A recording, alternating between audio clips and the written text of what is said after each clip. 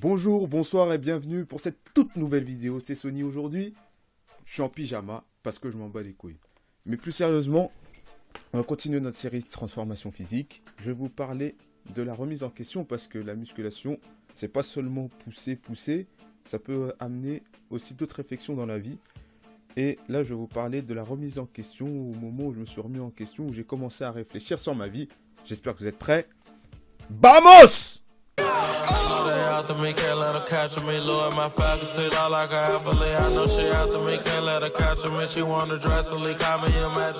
Mars 2016, je commence à me remettre en question. J'étais en classe de DCG avec mes potes et on discutait à propos d'avoir des copines et tout. Là, je commence à parler de mon histoire douloureuse en CM2. Donc c'était très tôt la CM2. Elle me jugeait pas, c'est bon, vous allez arrêter maintenant! Au départ, on était amis, mais après, j'ai commencé à avoir des sentiments pour elle, mais malheureusement, ça s'est mal terminé. Du coup, j'ai eu une haine envers toutes les filles pendant toute mon adolescence, de 11 à 18 ans. Les filles, je les hais, j'ai haïssais, mais je disais rien. Mais c'est juste que voilà, j'avais du mépris. Du coup, à cause de cette histoire, j'en faisais une généralité, ce qui est une grosse erreur. Mais je regrette pas. Je pensais aussi que, en étant gentil, forcément, on allait avoir une copine, puisqu'on est attentionné, on est doux, on s'intéresse à elle. C'est là que je me suis mis à me poser des questions, puisque tu dis, ouais, je veux avoir une copine, ouais, il y a une fille qui m'intéresse. Je suis gentil avec elle, je m'intéresse à elle, mais putain, j'arrive pas à conclure, ça m'énerve. Jusqu'à ce que je comprenne qu'à chaque fois, je me faisais friendzoner.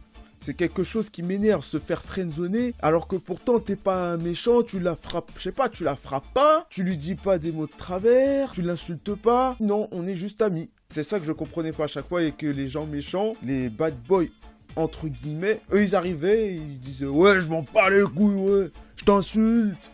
Et parfois ça marche. Mais what the fuck, je comprends pas. Après, ouais, les filles expliquent que ouais, mec c'est un connard, mais après, oh, il m'a réécrit, je vais rester avec lui, c'est bon. Qu'est-ce qui leur arrive dans leur tête? Jusqu'à ce que je tombe sur un article du Gorafi, donc c'est une parodie du Figaro. Le Gorafi, ils font de très bons articles d'ailleurs qui sont très drôles, mais finalement, il n'y a pas que les articles qui sont drôles, il n'y a pas que le côté drôle qui compte, il y a aussi une morale dedans.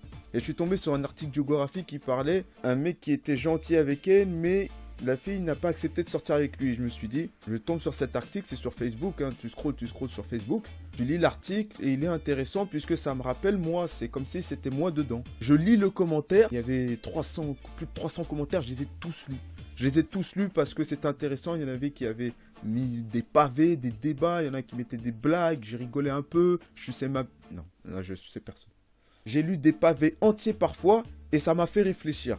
Ça m'a fait donner mon propre avis sur la chose et ça m'a fait réfléchir, apprendre à penser autrement, justement, à me remettre en question.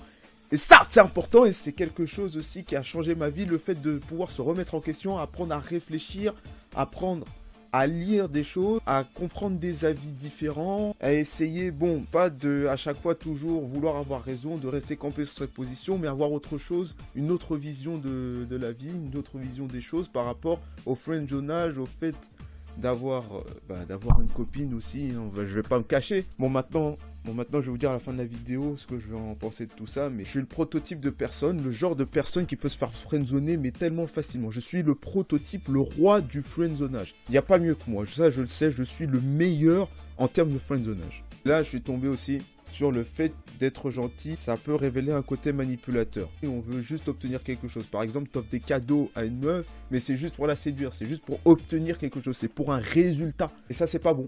Ça, je me suis rendu compte aussi. C'est la pire des choses à faire parce que la fille peut voir un côté manipulation, un côté méchant, un côté je cache. Je me mets un masque de kind mind. Kind veut dire gentil en anglais si tu connais pas l'anglais. Et ensuite, pour se transformer en mec qui est soi-même, tu mets un masque et finalement une fois que tu as obtenu le truc, la fille a peur que tu deviennes une autre personne, un faux truc, en fait que c'était une fausse image de toi-même et ça aussi ça se comprend. C'est pour ça que être gentil, même trop gentil, trop attentionné, lui offrir des cadeaux, etc. ça ne marche pas.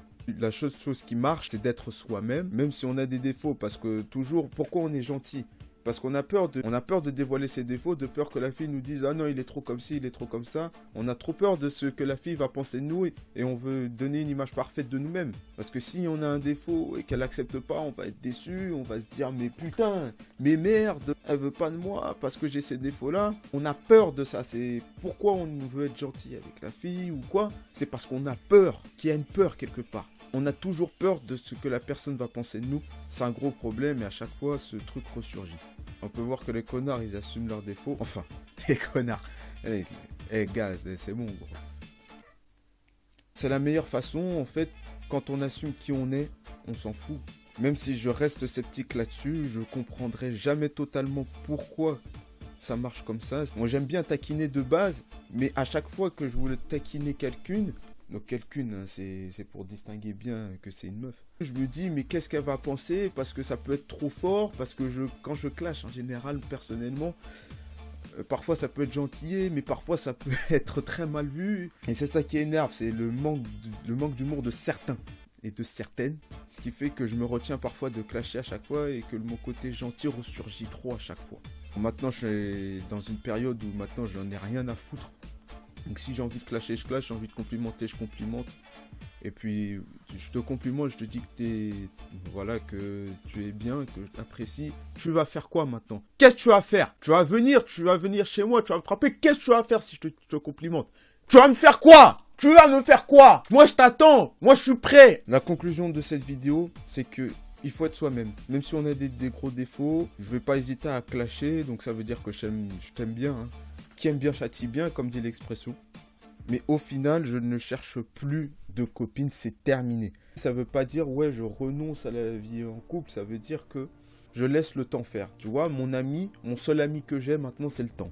Le temps, ça peut permettre de tout faire. Le temps va me montrer quelle est la personne qui va me plaire, quelle est la personne avec qui je peux être en couple et être surtout libre. Être en couple, il doit y avoir de la liberté. La liberté doit primer. Il ne faut pas que ce soit non plus une relation où il y a du cadenas, du cadenassage et des menottes. Il n'y a pas de menottes. Hein. Les menottes, ça n'existe pas. Ça ne doit pas être surtout de la possession. On peut être un peu jaloux, mais il faut que ça ne soit pas de la jalousie possessive. Ou même les genres, tu sors pas. Si la fille me plaît, déjà passer du temps avec elle, ce sera déjà un kiff pour moi. Et si le temps décide que ça doit aller plus loin, donc mon allié le temps me dit ça va aller plus loin, et ben ça ira plus loin et le temps va faire les choses. Mais même si la personne me plaît et que même si j'ai un petit faible, je ferai rien. Je ferai rien parce que j'ai pas envie de souffrir, c'est la peur d'être rejeté, la peur de souffrir. Je laisse cette peur et j'assume, hein, j'en ai rien à foutre. Je m'en bats les couilles, qu'est-ce que tu vas faire encore une fois? Tu vas rien me faire parce que moi je te pisse dessus. Il y a une fille qui me plaît, je le garde pour moi. Voilà. Et rien que passer du temps, ce sera très très bien. Et le temps va me montrer si il y a possibilité d'être en couple avec elle ou pas. Et si ça doit se faire, tant mieux maintenant. Et si ça doit pas se faire, tant pis. La vidéo se termine maintenant. Donc c'est pour vous montrer que la musculation, ça ne fait pas que pousser et avoir des gros muscles. C'est fait aussi pour se remettre en question sur d'autres choses, sur d'autres sujets. J'avais aussi découvert une chaîne qui me permettait aussi d'apprendre à se remettre en question, de lire des livres également, de réfléchir sur autre chose, de ne pas rester campé que sur ses positions sur certains sujets. Et ça m'a beaucoup apporté sur ce thème-là. Lâche un like, abonne-toi, commente. Je te dis à la prochaine, c'était Sony. Ciao, bye bye. Tu me vois comme un galérien, chaque jour quand je fais tour la zone, je suis sous le soleil, ça frappe fort, mais faut que je revienne dans la zone, je reviens que pour te faire du sale, si tu bicraves dans ma zone, au TP qui balance, je préfère les sadomaso. J'en ai rien.